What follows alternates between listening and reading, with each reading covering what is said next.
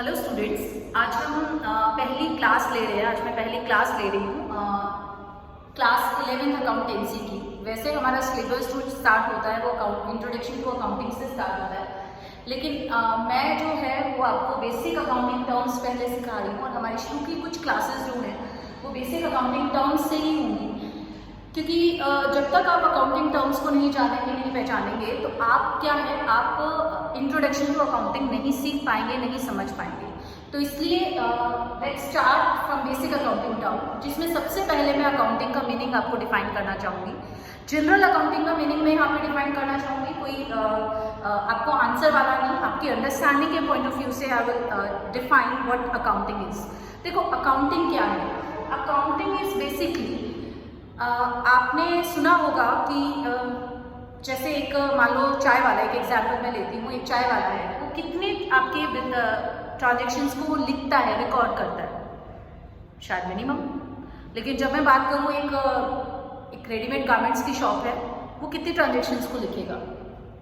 शायद उससे ज़्यादा। ट्रांजेक्शन यहाँ पे मतलब है, ट्रांजेक्शन का यहाँ पे मतलब है द ट्रांसफर ऑफ वैल्यू।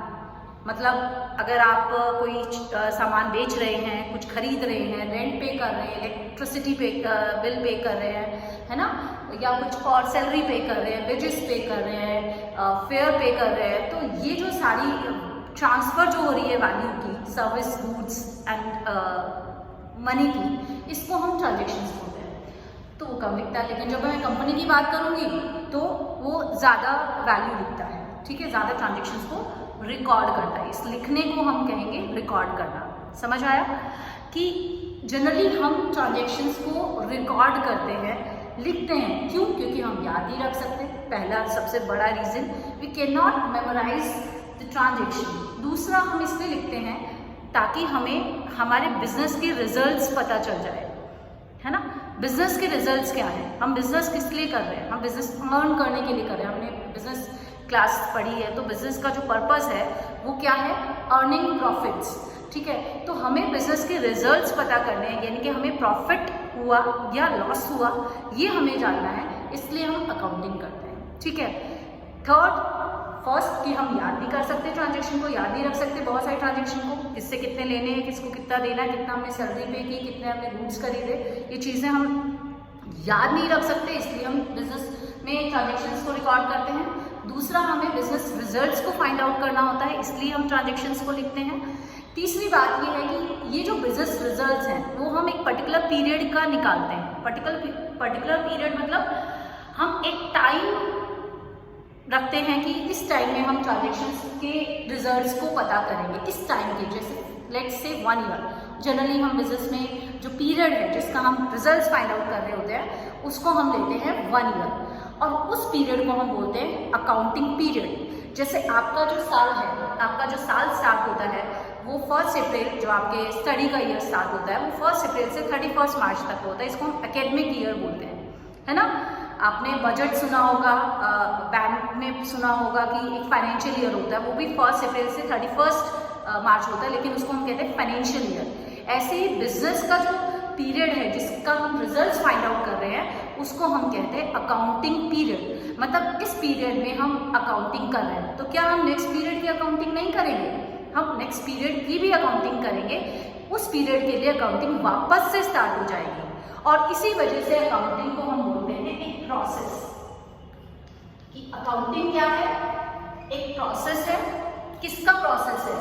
वो अकाउंटिंग जो है वो एक पर्टिकुलर अकाउंटिंग पीरियड में ट्रांजेक्शन को रिकॉर्ड करने का, ट्रांजेक्शन को समराइज करने का। सिर्फ हम लिखते नहीं हैं, हम उसकी समराइज करते हैं। समराइज, क्लासीफाई, हम बहुत सारे प्रोसेस करते हैं, बहुत सारे स्टेप्स करते हैं जो आप डिटेल में बाद में सीखेंगे।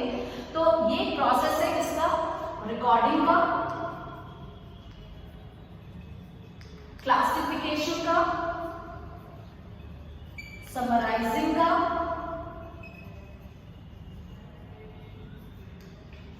And communication.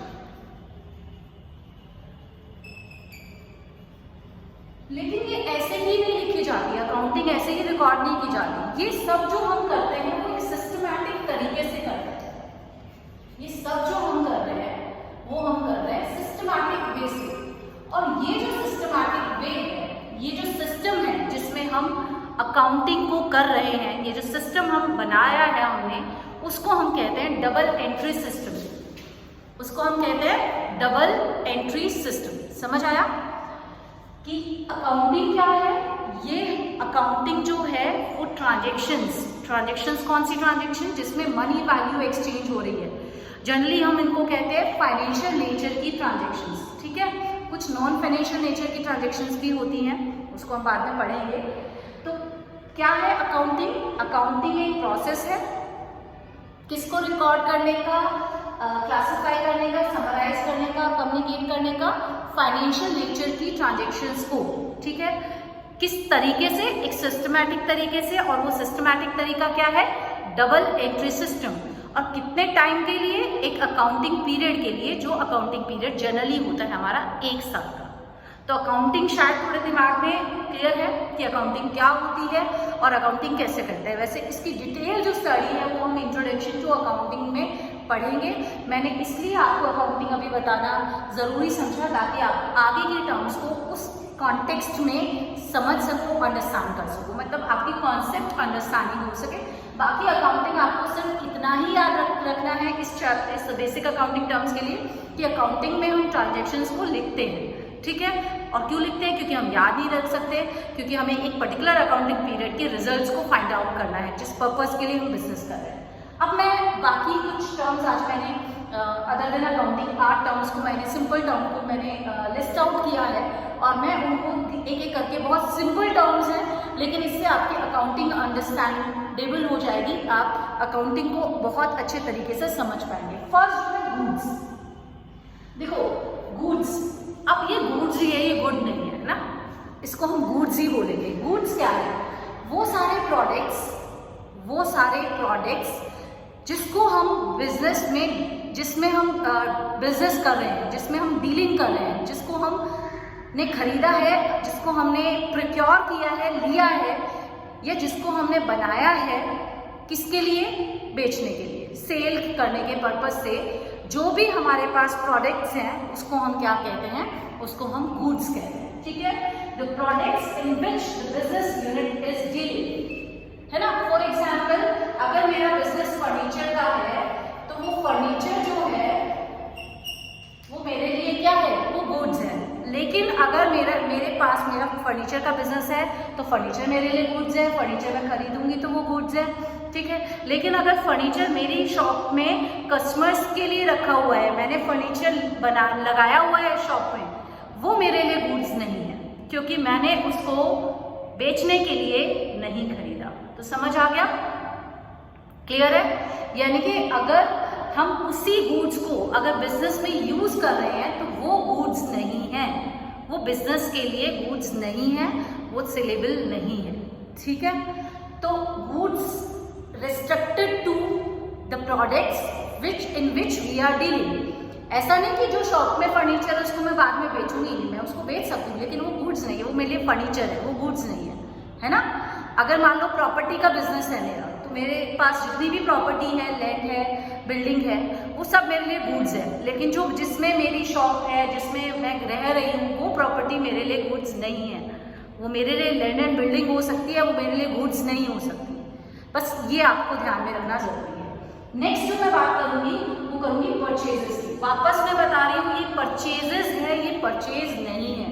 परचेज आपका एक इंग्लिश का टर्म है जिसमें खरीदना, ये परचेजेस है, ये अकाउंटिंग टर्म है ना। इसको हम प्लूरल में ही बोलेंगे, इसको हम सिंगुलर में नहीं बोलेंगे।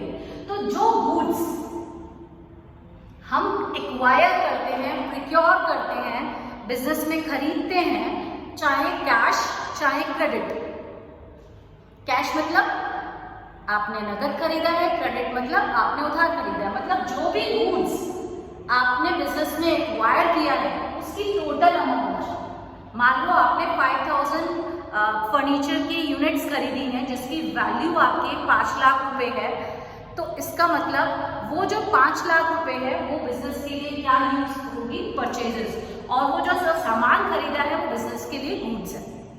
Okay, the value of goods purchase by the business is known as purchases. समझ आ गया?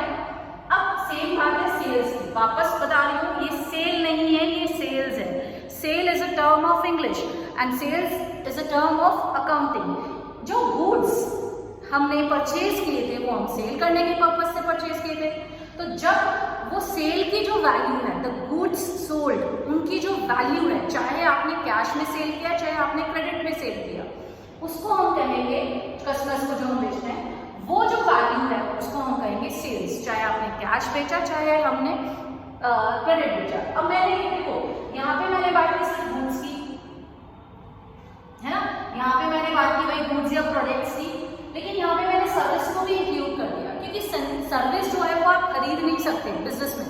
सर्विस में जो सर्विस है बिजनेस में रीसेल करने के लिए आप नहीं खरीदते, क्योंकि सर्विस आप जनरेट करते हो, खरीदते नहीं, है ना, बेचने के लिए नहीं खरीदते। ऐसा नहीं होता, क्योंकि सर्विस आप गुड्स एंड सर्विस में, बिजनेस स्टडीज में आप डिफरेंस पढ़ेंगे कि सर्विसेज जो है वो कंज्यूम की जाती है, वो सेल करने के पर्पज से आप नहीं करते, आप जनरेट कर सकते हो, इसलिए सर्विस खरीदने आप परचेजेस में नहीं आ रहा है। हमने कहा कि सिर्फ जो गुड्स यानी कि प्रोडक्ट्स जो खरीदे हैं उसी को हम बोल रहे हैं, और इसीलिए भी हम सर्विस को गुड्स में नहीं ले रहे, क्योंकि सर्विस के नॉट बी स्टॉक, सर्विस को आप होल्ड नहीं कर सकते, है ना, वो जनरेट होगी और कंज्यूम होगी, it can not be hold.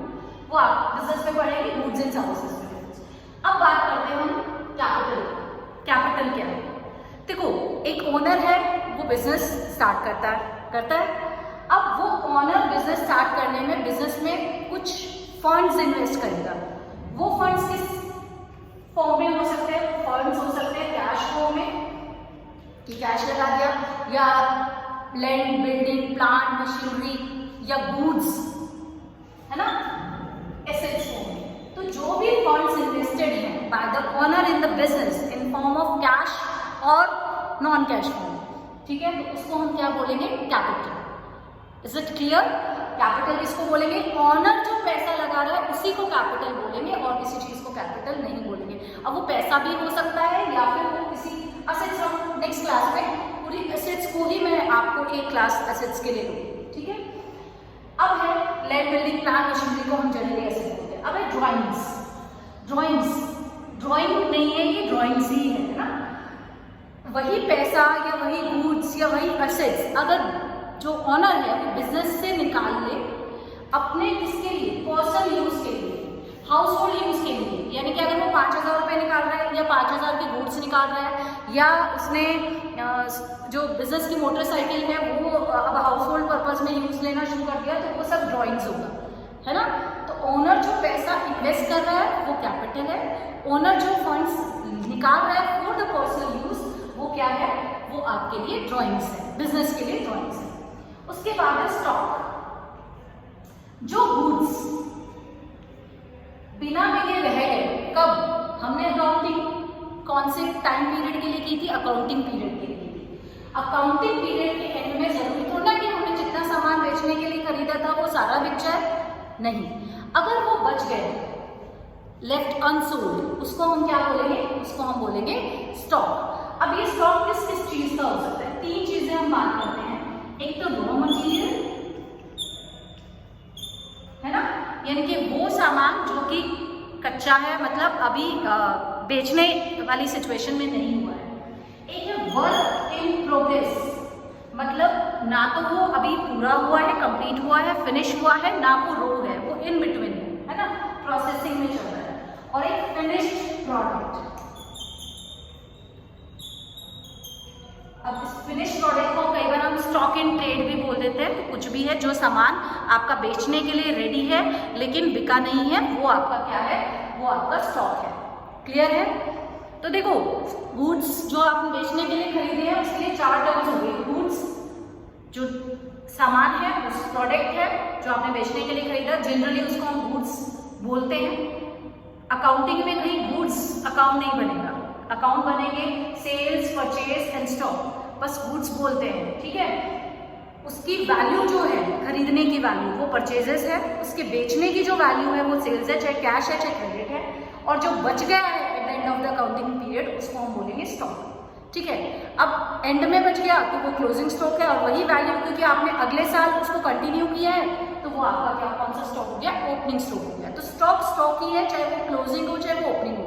Same stock को हम इस साल के एंड में बोलेंगे क्लोजिंग, और अगले साल के स्टार्टिंग में बोलेंगे अब मैं बात करती हूँ दो इंपॉर्टेंट चीज की, डेटर्स एंड क्रेडिटर्स। इसको डेटर्स बोलते हैं, बी साइलेंट है ना, B silent. Debtors and creditors क्या होते हैं? देखो, हम सामान बेचते हैं जिसको मैंने कहा सेल्स, हम सामान खरीदते हैं जिसको मैंने कहा परचेज। जिसको सामान बेचेंगे वो कौन होंगे? हमारे कस्टमर्स। उनको हम कैश भी बेच सकते हैं और क्रेडिट भी बेच सकते हैं। कैश बेचा तो कोई प्रॉब्लम नहीं है, हमारे पास कैश आ गया, लेकिन उधार अगर बेचा, क्रेडिट पे अगर बेचा, तो उस बंदे से हम बाद में पैसे लेंगे, चाहे वो पर्सन है, चाहे वो कोई बिजनेस है, चाहे वो फॉर्म है, उससे हम क्या करेंगे? उससे हम बाद में पैसा लेंगे। तो ये जो बाद में पैसा लेंगे तो तब तक उस पर्सन को हम बोलेंगे डेटर, है ना। पर्सन्स और अदर एंटिटीज हु ओव, जिसने देने हैं टू एन एंटरप्राइज, किसी बिजनेस को पैसा, for an amount for buying goods services on credit, कि क्योंकि उसने उस बिजनेस से उधार में कोई गुड्स या सर्विस खरीदी है, इसलिए उसको उस एंटरप्राइज को पैसा देना है। तो वो पर्सन उस एंटरप्राइज के लिए, वो एंटिटी, वो फर्म, वो कंपनी उस एंटरप्राइज के लिए, उस बिजनेस के लिए, देखो बिजनेस भी बोलेंगे, एंटरप्राइज भी बोलेंगे, है ना, बिजनेस यूनिट भी बोलेंगे, एंटिटी भी बोलेंगे, वो सब सेम चीज है ना, फर्म भी बोलेंगे। तो डेटर कौन है? डेटर वो पर्सन या वो फर्म या वो कंपनी है जिसको हमने सामान बेचा है, एज अ बिजनेस जिसको हमने सामान बेचा है लेकिन उधार में बेचा है, तो वो पर्सन बिजनेस के लिए क्या है? डेटर है, ठीक है। और क्रेडिटर कौन है? जिससे हमने उधार में सामान खरीदा है, उसको हम पैसे देंगे, वी ऑफ टू देम, हमने उनको पैसा देना है। तो पर्सन्स और other entities who have to be paid, मतलब जिसको एंटरप्राइज पे करेगी। क्यों पे करेगी? क्योंकि उसने हमें कोई गुड्स या सर्विस प्रोवाइड की है क्रेडिट पे, उसने क्योंकि हमें उधार सामान दिया है या उधार कोई सर्विस दी है, इसलिए हमें उसको पैसा देना है, इसलिए उसको हम कहते हैं क्रेडिटर्स। अब ये दोनों टर्म्स जो हैं वो अगर हमने गुड्स उधार खरीदे हैं या बेचे हैं उनके लिए है, बाकी किसी चीज़ के लिए हम जनरली डेटर्स और क्रेडिटर्स की टर्म यूज़ नहीं कर सकते। अगर हमने, मान लो फर्नीचर का बिजनेस मेरा नहीं है और मैंने फर्नीचर खरीदा है, तो मैं जनरली उसको क्रेडिटर नहीं बोलूँगी। हाँ, मैं कई बार ये बोल दूँगी क्रेडिटर्स फॉर फर्नीचर, मतलब मैं उसको स्पेशली मेंशन करूँगी कि ये क्रेडिटर बिजनेस के गुड्स का नहीं है, ये बिजनेस के क्रेडिटर फर्नीचर का है, ठीक है। Thank you class, this is all for now, next class में मिलते हैं।